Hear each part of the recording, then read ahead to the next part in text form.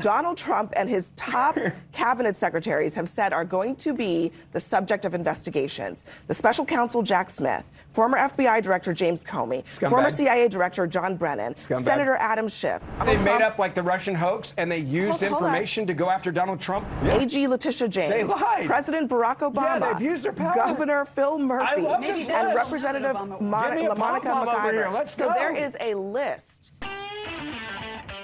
I want to hop into a CNN panel discussing more of the chaos going on in our political sphere, from Trump, from MAGA, and more. So if you can, take a moment, leave us a like on the video. It helps us out a ton. It gets us out there in the algorithm, and let's get right to the debate. There is no evidence that there was some top-down order of political retribution in either the Obama or the Biden administrations.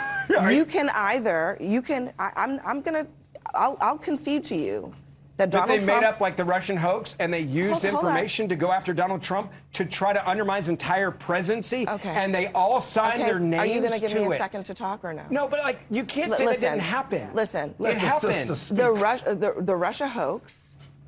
First of all, A, was Donald Trump prosecuted? They did it to impeach was he him. He was prosecuted? impeached Was over he? it. Okay, so he. That's okay. a big deal. It's called overthrowing the will of the people. First of all, he was impeached over his handling of Ukraine. He was not impeached over the Russia investigation. Perfectly good phone call. I personally think the Russian interference in 2016 works as the best litmus test for who's a serious person and who's lost in the sauce in the cult, because nobody serious debates if Russia interfered in 2016. It absolutely happened. A Republican Senate panel and the intelligence community agreed upon this. Multiple convictions were had in connection to it, and Abby is right, but I'll go even further than she did. Not only was there no concerted effort from Obama or Biden against Trump, they both put on kid gloves and dealing with him legally in ways that nobody else would have got, which cost our country greatly. And Trump wasn't impeached for anything to do with that or a perfectly fine phone call. He was impeached because in the midst of an election, he withheld $400 million in aid to Ukraine while they were actively fighting Russia, as he told Zelensky to give him dirt on his opponent that he was running against, and then he'll approve the aid. He then obstructed Congress when they looked into this in an investigation and refused to cooperate with it.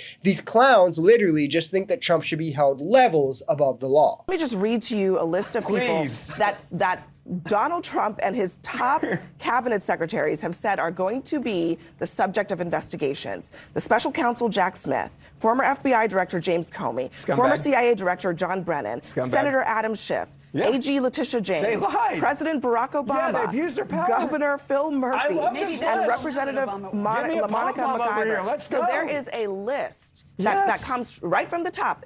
I'm not making this up. They put themselves on the list because they weaponized the government to attack their political opponents. I mean, this guy's just doing the Spider-Man pointing at Spider-Man meme at this point. Trump is only attacking his political enemies because, well, they did it to him first, where, again, the difference is their evidence of this scheme is conjecture, right? And largely ignorance, incredulity is what they rely on. Meanwhile, we have Trump like directing his DOJ publicly as Democrat after Democrat gets investigated.